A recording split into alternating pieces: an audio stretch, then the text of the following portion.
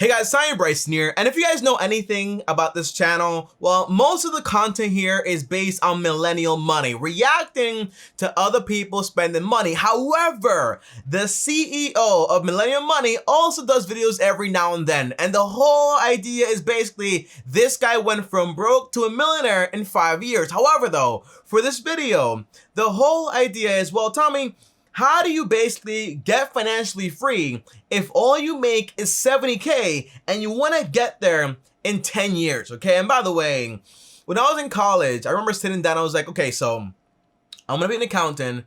I'm going to make 70K a year or 60K a year after taxes, right? Or whatever. But how long is it going to take me to make $1 million?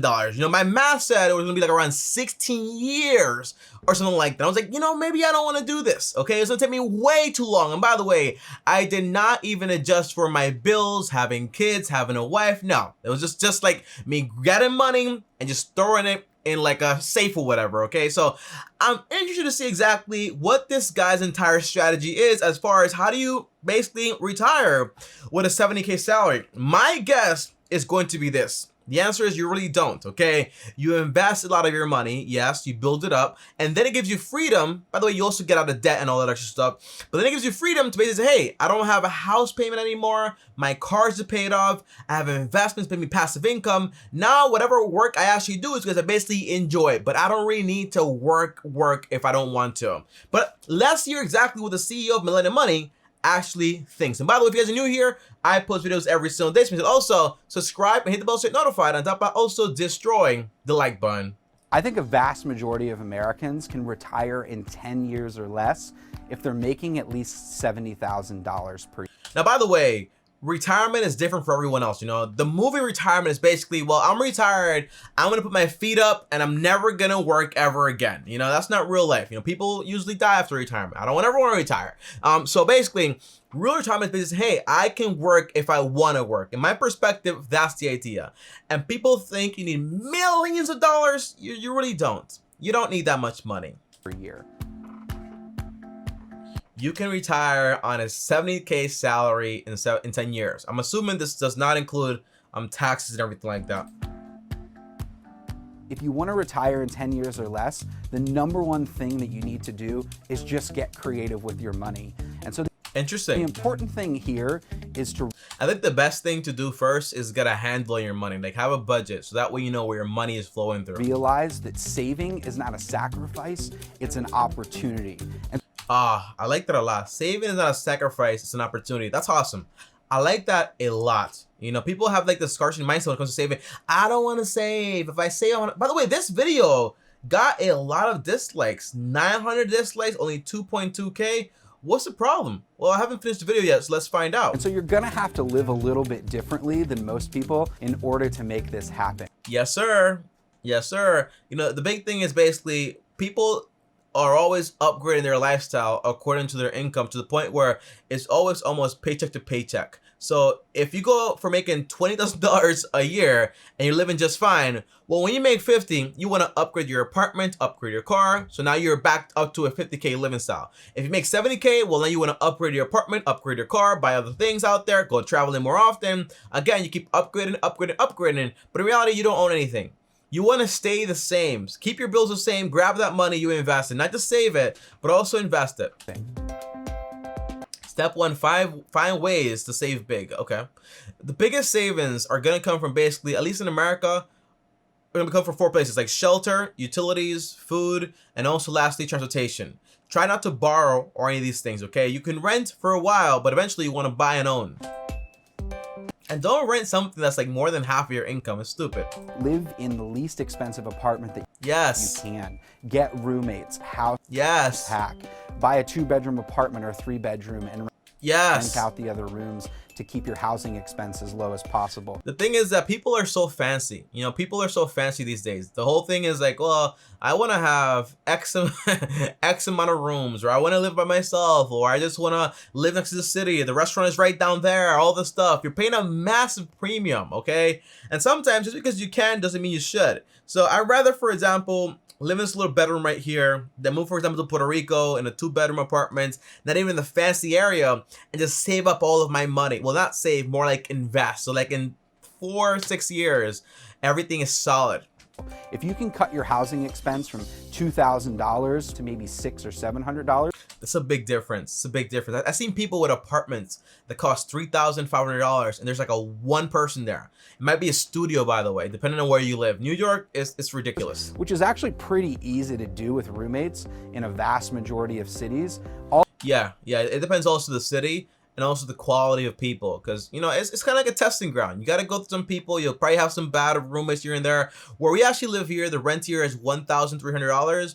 My mom rents out like one of the bedrooms for like $150, so $150 that's like $600 every single month. Well, 600 minus 1,300, that gives her around $700. Is just like her rent bill plus 200 I should give her. She only pays $500 to actually live here in the Bronx, New York. Okay, so it's not that hard, but you go through some bad quality tenants, and that's fine. All of a sudden, you know, you've cut 10 or 15 years off the time that it's taken to retire or will take you to retire.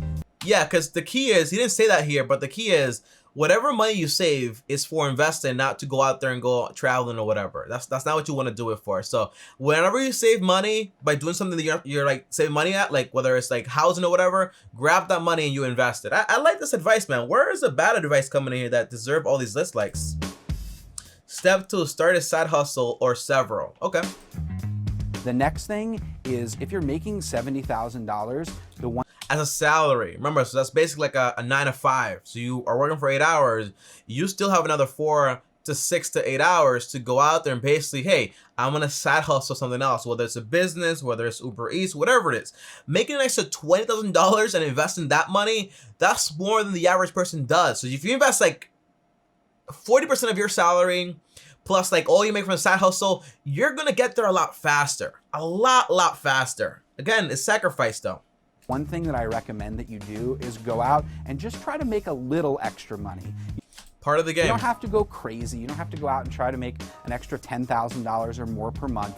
But yeah, just take it easy. Just start step by step. It's all about the process. And by the way I see it is your side hustle, make sure you actually like it and enjoy it in some way, or try to have an aspect of it you actually enjoy. Because again, you are sacrificing basically like your free time in a way to do something, right? So for me, it was flipping phones, selling sneakers, doing my whole accounting services to business and so on. I like that. I enjoyed that, you know? So make sure you like it. So that way your whole day is not just like, I don't like any of it, okay? Because you want to look forward to waking up. Every $1,000 that you make and invest instead, that's going to cut literally months off the time that it'll take. Yes, sir. Yes, sir. And by the way, the idea is that when you're investing so early on, compound interest is going to help you basically make a fortune in the future. It's just how it works. You to retire. And so if you're making $70,000, launch a couple side hustles, freelance on the weekends, and freelance to invest. So exactly. I heard this story, you know, it was this guy and he was like, Tommy, I want to freelance, like, you know, like do Uber Eats so I can pay for this car. It's very stupid. You don't want to do that, right? Whenever you're freelance and making extra money, use that money to either like go through the step, right? So get out of debt, save for emergencies fully, and then use the money for basically just investing. That's the core. That time is just for investing. You don't want to pay extra time of your day, of your life, to go buy liabilities and make somebody else rich. Make yourself rich. Always encourage you, after you're saving as much as you can, just go out and try to make a little more money with the explicit goal of trying to become financially independent. I like this guy, man. Where are the dislikes coming from? I don't get it. And by the way, financial independence is an amazing feeling. As quickly as possible. And don't think that, Tommy, well, I only make 40K or 50K. The answer is the average millionaire has a 9 to 5 job and does not make $1 million a year. Okay, that's the truth. So you don't need to be in that place whatsoever. So don't say I can't do whatever. No. You want to be maybe a little bit more frugal, work a side hustle, increase your income. You start investing. Will it take you 10 years? It might take you less. It might take you more. But the idea is you're going to retire a lot sooner. Remember, the average person, if this starts at 18, well, plus 2, that's 20. Well, 20 and then 60, that's 40 years apart, right? So now you have 42 plus 5, that's basically 47 years until you actually hit retirement. If you do it in 10 years or 15 years, you still save a bunch of time. You still get to enjoy your time a lot more. And if you're 60 now or 70 now, the idea is it still applies, you know? The goal is you want to basically retire or just like have your financial situation taken care of. You know, people say like, oh, I'm older now, I'm 50, I don't have time for this stuff, right? But now you're 50. If you live until you're 100 years old, that's 50 years of just wasting time. Half your life gone. Gone. Don't waste time. Stick with it. And then the final thing, just stick with it. That's the most important piece of advice. Yeah, and sometimes it is hard to stick to something when you're not seeing instant results and getting, for example, instant gratification. But if you are getting some results in some way, any way whatsoever, because there's always results there.